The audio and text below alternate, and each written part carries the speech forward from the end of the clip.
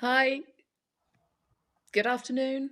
I'm Jane Skuse. This is Loic Hares of Resilience Energy, and we're here this afternoon to talk about what the actual is going on with energy in the UK in September 2021.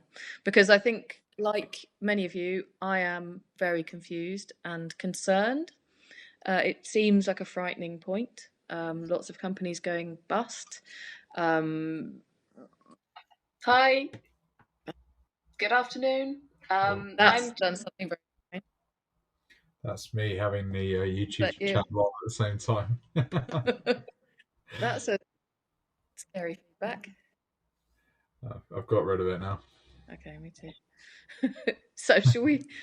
So uh, after that little aside, Actually, I'm going to hand to Loic, who's going to talk sure. to you about well where you stand and your understanding of it, which is far more in depth than mine.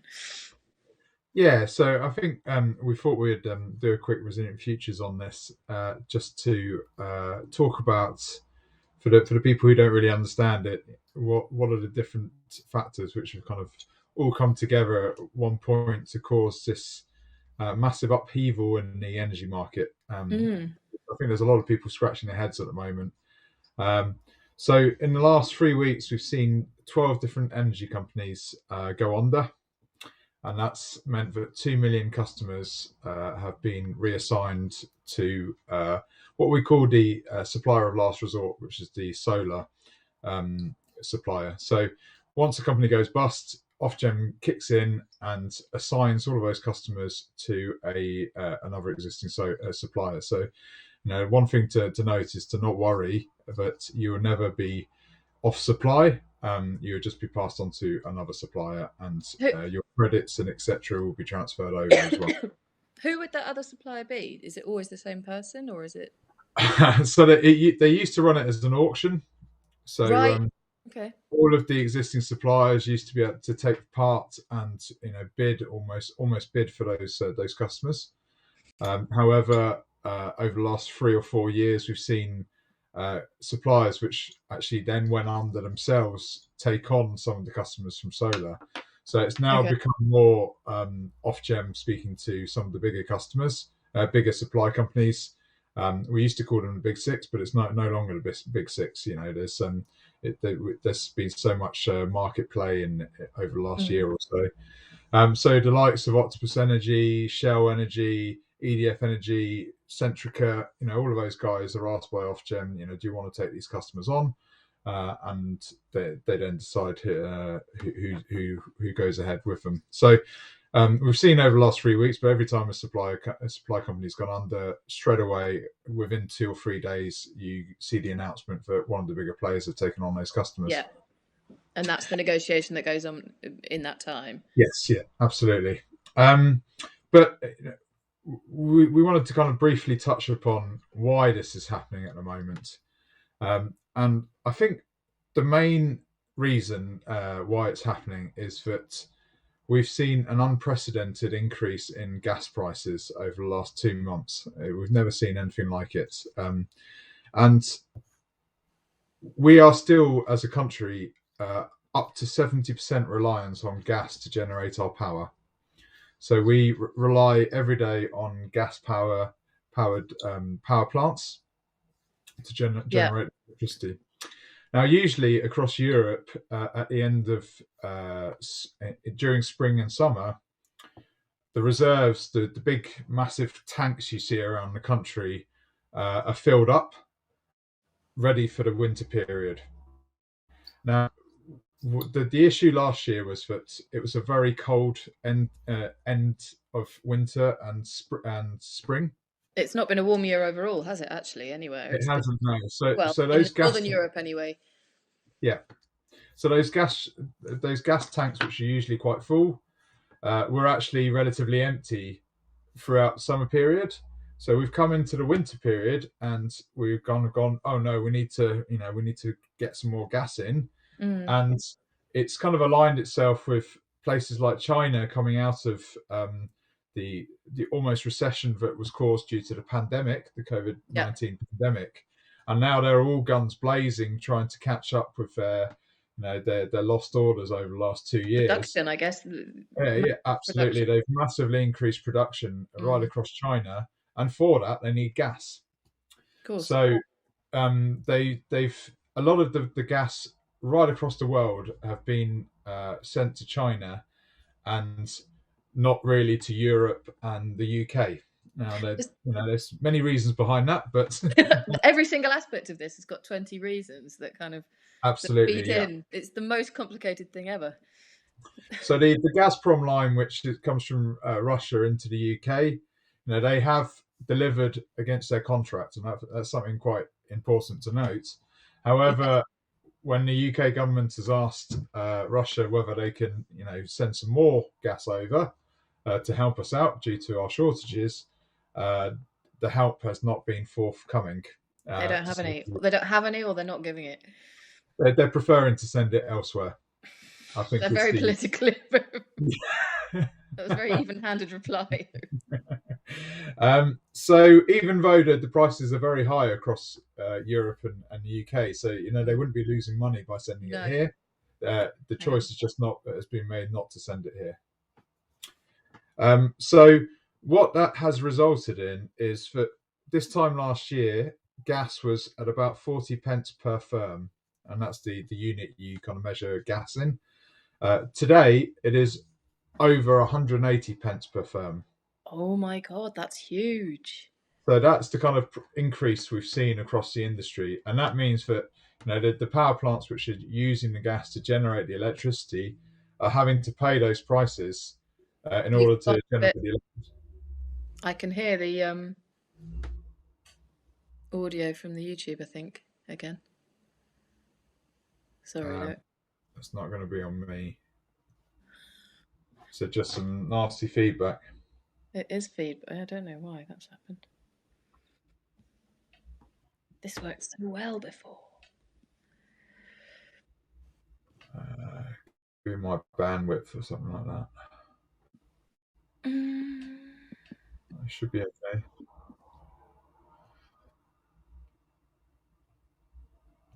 Do you want me to log out and log back in? See if that makes any difference. It might work because you're. I don't quite know what.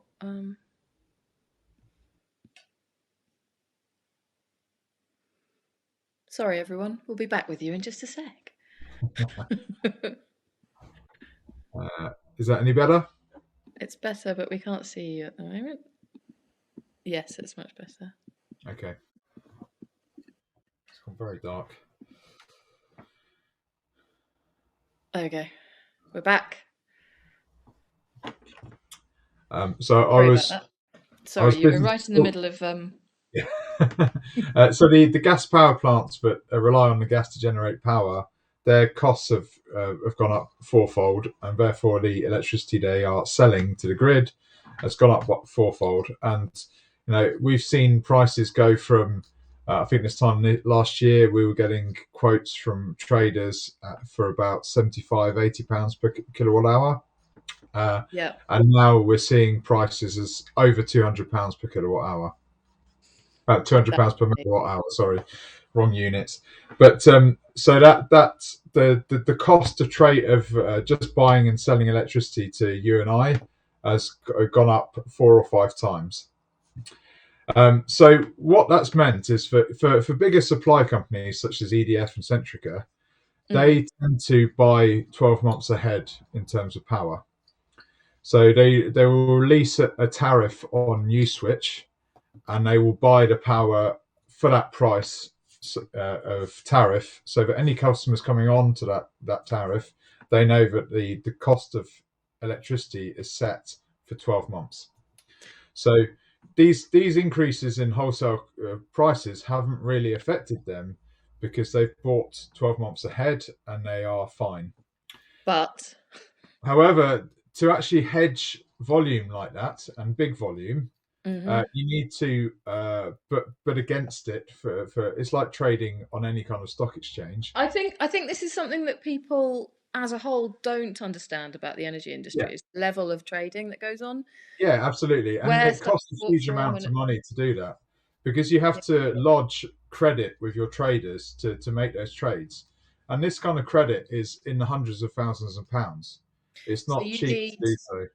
and do you need to do that up front? So you need chunks of cash Yeah, up and front it to and it hedge just against rises in prices and it's during lodged with the the year, basically. traders, and it's that's cash that you can't use for anything else within the business.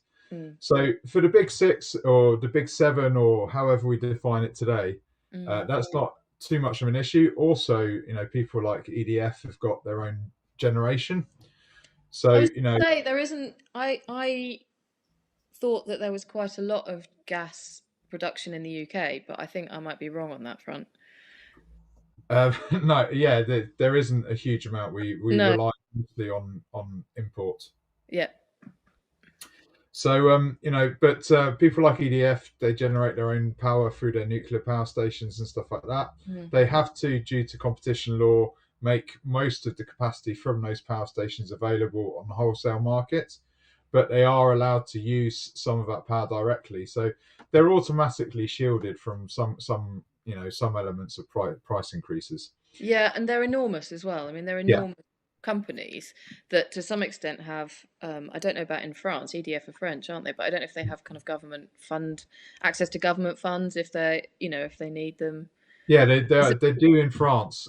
They do try and I think they try and run the two companies separately. But Mm, the smaller suppliers in the market find it very difficult to trade or hedge ahead, just because they might not have the deep pockets that a larger supplier have.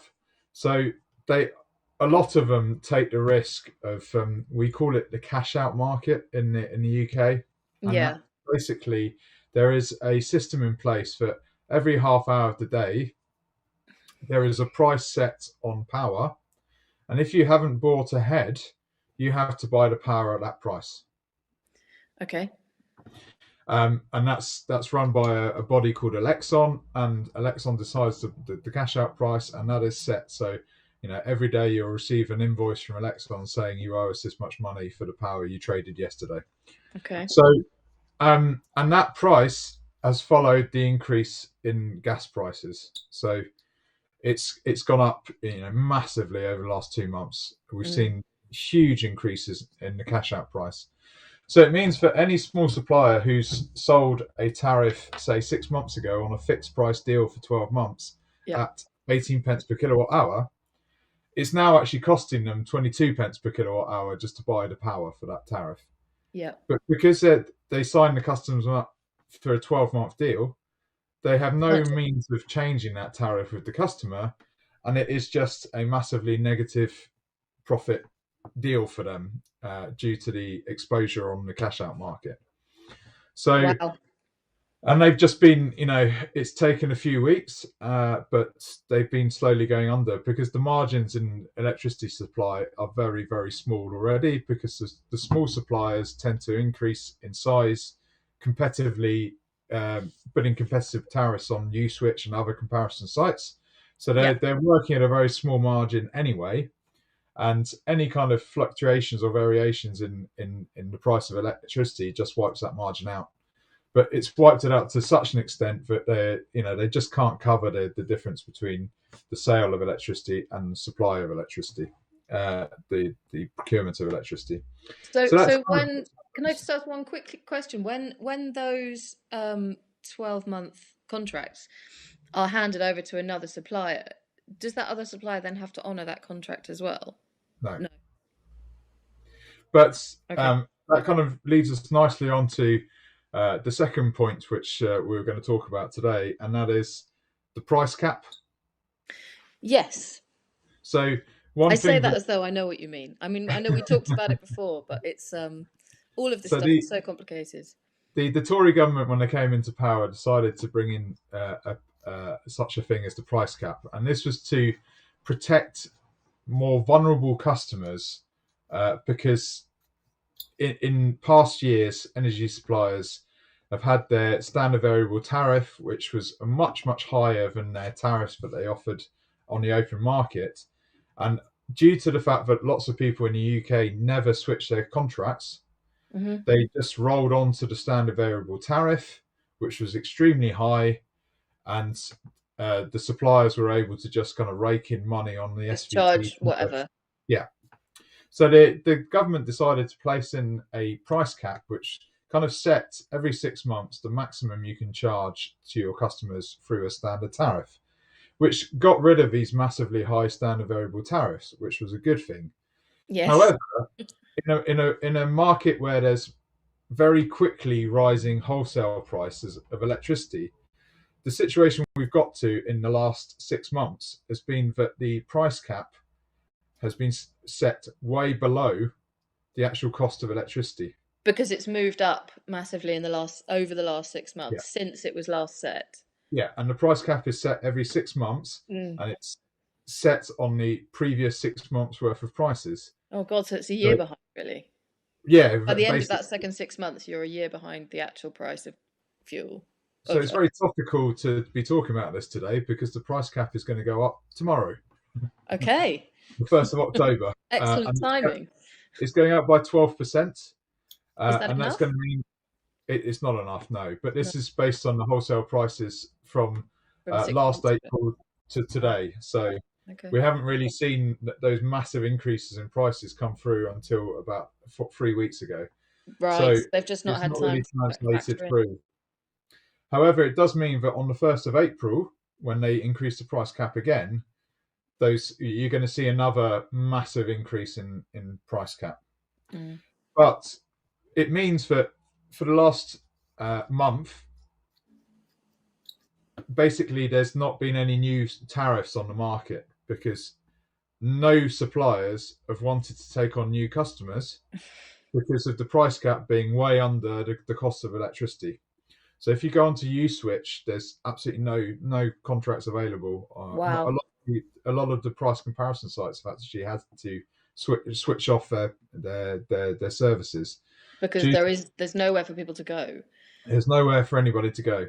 So if you can imagine, there's 2 million customers who have been switched forcefully by Ofgem to another supplier, Mm. and they can't even now compare the market and see if there's anything better out there because nobody's actually opening their books up for new contracts. I guess because those some of those books are full of 12-month contracts that they have to honour. Yeah, They can't afford to take any more on, absolutely. especially under market price. So it's going to help a little bit with the price increase tomorrow, but those are still only for the variable tariffs out there. If customers are on a fixed tariff, they still have to be on that fixed tariff until the end of that contract period. But Right. it means that if you've been on a 12 months fixed contract and you're due to come off it in the next 2 months, you're going to expect at least a 12% increase in prices. Yeah. People are looking at if they set their tariff 12 months ago when prices were a lot less, they could be facing 25% increases in tariffs. Yeah, wow, that's huge. Hmm. So it's going to be a tough winter period, and I think people are expecting potentially to see more fuel poor people having to not heat their homes, etc., just due to these increases in power over the 6 month winter period. Of And course, then because no one's going to escape this, are they? no, there's no real way out of it at the No. moment. Um, and you always expect wholesale prices of electricity to go up over the winter period, just due to the fact that there's more demand Mm. on the grid. So and there's been a couple of other factors which has caused it's not only the gas price. We've seen we've had a kind of quadruple vector happen all at the same time where we've run out of gas, but we've also had a whole load of nuclear power stations which were shut down due to maintenance. And then Okay. a power cable, one of the interconnectors from France to the UK, there was a fire at it 2 weeks ago, Oh God. Okay. which shut down the interconnector between France and the UK, one of the interconnectors. Mm. And also, we've had the lowest amount of wind since 1961. So our So, quite extensive wind turbine generation capability has been basically shut down as well due mm. to the wind. So some of those factors, the interconnector could come back online quite soon. We could get some good windy months over the winter period, Yep. and those could help. But we're still facing a really tough time on the wholesale market. So Absolutely. people like Igloo Energy, who went under yesterday, who was a really innovative small firm looking to bring in, um, you know, devices which can help the UK reach its net zero target with electric vehicle charging, air source heat pumps, all of those good things which the Yep. government wants.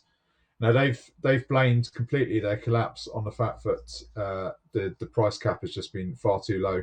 Mm. There's a lot of people kind of campaigning at the moment from the energy market that the price cap should change on a month-to-month basis, or even on a more frequent basis than that. Why is it set every 6 months? Why is that every Yeah, 6 months when the price itself has changed every hour? That absolutely. seems like a massive Yeah, gap, frankly. and actually, something which was brought in to protect consumers is almost having the adverse effects now, because there's 12 less energy companies. There's no company, compare the market sites have got shut down. There's no competition. People are just set. It's almost going back to in the British Gas. 1990s when there was only one company. It's every 50% of the population are on the price cap price. Yep. So people are almost going on to one tariff, Yeah, because because every there's, I time mean, the price cap goes up, they get switched. So yeah, and the other thing is that you lose, you lose any possibility of competition within yeah, an industry, but also innovation, as you say, and anyone doing anything a bit different, trying anything with a different focus than making huge cash. yeah, Net zero as a target, with anyone trying to be, think about the environment more or do something different to the norm, then that's just going to take them out completely. There just is absolutely. no room for that. And the way it's been reported is that um, you know, the big companies are well run, small companies are badly run, and that's why they're failing. It's not really showing the truth behind it all. There has been, I think everybody in the industry would hold their hands up to this. There has been some really badly run small supply companies. Um, However, that doesn't cover the majority of them. So, I I mean, I would say that being a small company, you often have to fight much harder, mm, and be much more strict with the rules, because you're going to, yeah, you have to. I, Obviously, there will always be people who don't do that, and yeah, that's up to them. But yeah, you absolutely have to be on your best game at all times, yeah, as you know. I mean, you have to be able to back up what you say, and absolutely. So, unfortunately, I think that we haven't seen the end to it as well. no. Where do you So, think it's going? um, What is um, there a reduction in gas production? That's what I was going to say, I don't think so. or I think just an there's been increase an in increase. demand? Yeah, I think because of the increase in demand, there's been an Mm. increase in gas production. And use, Um, yeah. it's just much more competition on actually getting that gas. Is any So of that to do with? I don't want to go deeply political, but it is all already geopolitical in its nature. This, um, is it anything to do with Brexit? Has that complicated? I see that as a complicating factor in almost everything at the moment. So, um, but I don't know how it affects this, if it does at all. I'm not sure it's massively contributing to it. No. Just because the whole of North Europe are facing the same issues. Yeah. Um, so it's one of those things that I think that probably we can't blame Brexit on this one. But, Okay, I'll leave that there then. Just checking. but I don't know, as we were saying, I think that we'll carry on seeing some other suppliers go down over the next, and there has been talk that some of the slightly larger companies may be affected as well. So Yeah, uh, well, no, I mean, of course they will. Is there any discussion of the government stepping in any way, or I guess it's not necessarily in there. As long as people are still supplied with energy, then it's. Yeah, so I think that that's Absolute very much the emergency, is it? attitude that they've taken, is that because there's a mechanism in place to always ensure that customers are, taken care of. At whatever cost. Yeah, it's an open market, and Hmm. due to the fact that it's an open market and there's competition and etc., bad companies will fail and better companies will prevail. No, And not true though, is it? it's yeah, it's a It's really certainly not that difficult. straightforward. No, no, and I think there has been some calls upon the government to try and help some of the smaller suppliers out with some loans or and stuff like that, but it's all been turned down so far. Mm. Um, but yeah, so there's other factors kind of contributing to the downfall. That there's been uh, October, November time is the time that you have to pay for things like the renewable obligations and the feed-in tariff charges, and that's a yearly charge. So a lot of the suppliers have just had to pay very large bills for that. Yeah. Uh, there's also the fact that the industry body Elexon, which kind of manages all of the everything really in the electricity industry, Mm. they set how much money you have to lodge with them. So they run a credit cover as well, and their Okay. credit cover is to ensure that if a company goes bust, they've lodged sufficient money with Elexon to cover a lot of the costs which are associated with them running as a business. But that credit cover is linked to the wholesale price. So Oh because God. the wholesale price is increasing, Elexon are actually asking for more and more money at the moment. So companies who are failing to cover costs at the moment are now having to lodge more and more money with Elexon. And if you fail In to order cover, to cover costs. yeah, so if you fail to cover the costs with Elexon, you are automatically you put on a default list, and then if you still don't cover the credit cover, they withdraw your rights to operate as a supplier. So you automatically lose your rights to act. And so it's very much structured the industry to to kind of beat small suppliers down when they are down, and There's an awful lot to fight against, isn't there? There's an yeah, awful it's a lot very to. difficult. Once you're struggling, it's very difficult to come out of it. Mm. So it's yeah, I it's guess not as that's a way to protect consumers. Presumably, that's why that stuff is there. absolutely. I think there's already a massive shortfall as soon as companies go bust. So what mainly happens is that shortfall is then spread out over the other suppliers. Yeah. So that most of the charges operate on a you pay what you do, and then the bodies who are in charge of the charges do a reconciliation across the whole industry. And if they're short, then you pay more money to cover the shortfall. So when suppliers go bust like this, there tends to be a shortfall in most of the different charges. So they just ask for the other companies to pay more money. Wow. So yeah, it's a massive issue. So it's and I think this year is going to be one of those years where it's going to be an issue for suppliers who are in existence, because they're going to have to cover a lot of the costs for suppliers which have gone under. Yeah, and that's, I guess, how that is, um, how those failures affect the bigger companies because Yeah, they're responsible for those shortfalls. and that's exactly why people like EDF and Centrica and Eon Mm. don't really like small suppliers, and they they 2 weeks ago the business secretary went to speak to suppliers when this all started, and Mm. he only spoke to the bigger suppliers. And those suppliers came back and went, oh, it's because the small suppliers are badly run. They don't hedge their contracts, blah, blah, blah. And that's how the government kind of set their their responses to all of these issues. Right. That's just how small supply companies are seen in the industry. Mm. Problematic. Problematic, yes. Mm. Which isn't helpful if you want a healthy, um, healthy competitive market, which is the only way that that could possibly work. Well, that was the whole point Whether or of not you think a marketplace is a good thing to have in a. yeah. It's the whole point of deregulating the industry in the first place in the 90s, was to increase Yeah. competition. Now there's competition. The government's kind of putting regulation in place to to kind of stop that competition. So Or to make it it's so hard you can't operate.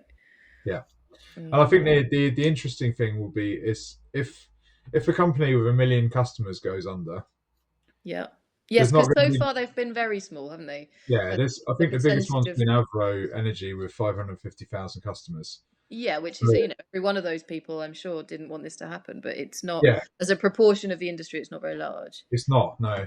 But as soon as somebody with 1 million customers goes under, it's very different going to one of the somebody like EDF and go, do you want to take on these 1 million customers?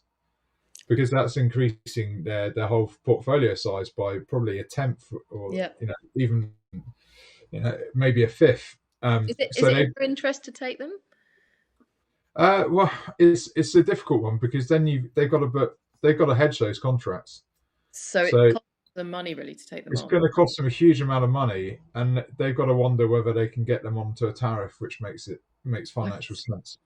So if they've then got to switch them on, if their contracts come to an end and they've got to switch them onto a price capped contract, and they can't secure the hedge to make those contracts worthwhile, then they're not going to want to take the customers on in the first place. So what happens to those customers? And it's dragged out some really interesting conversations around, is the government going to create a government supply company to Wow.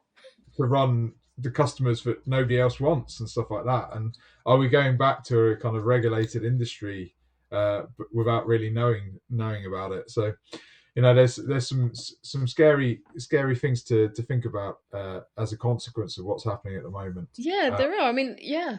Would that be a wholly bad thing? It would be a bad thing if you're trying to disrupt the energy industry in any way, I guess. But if you talk to a lot of the older generation and the older people within the energy industry, they'll say that it was all much better under a regulated industry. But I don't know. I think it has stifled innovation over the last 20, 30 years. Yeah. We were starting to see some good stuff coming through, Yeah, uh, really interesting things. And we and we're need there to be a different approach Well, to we're going through a period now in the next 5 to 10 years where electricity. We've talked about this many a times on our chats yeah, about the fact that we're becoming more and more reliant on electricity for everything in our lives, including transport, heating, everything. in So data storage. yeah. Yeah. So do we want to be moving into a space where electricity is so important, and we're kind of in a very non-competitive industry? So it's something to think about.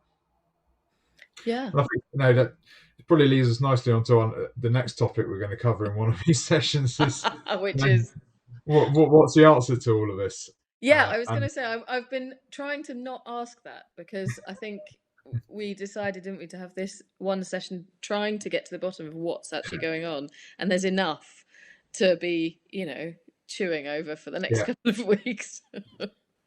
I might and have to watch hopefully this back to try and understand. we'll build everybody's positivity up again Yeah, and next. then we'll talk about the answers in a Yeah, couple of weeks' time. Yeah. So I think that's us coming to an end, and we're going cool. to leave you to mull over all of those things. The most complicated industry ever, I think. Yeah, it seems like that. I think it's just that every single aspect has so many different Yeah, factors that affect it. yeah, That's and there's this whole kind of it's almost a domino effect, isn't it? That yeah, you one thing goes over and then it only takes one more thing to be yeah, shaky, and it's kind of yeah. very, very interesting. Thank you so much. I'm going to say goodbye and say enjoy the rest of your afternoon. And yeah, we'll be back in 2 weeks'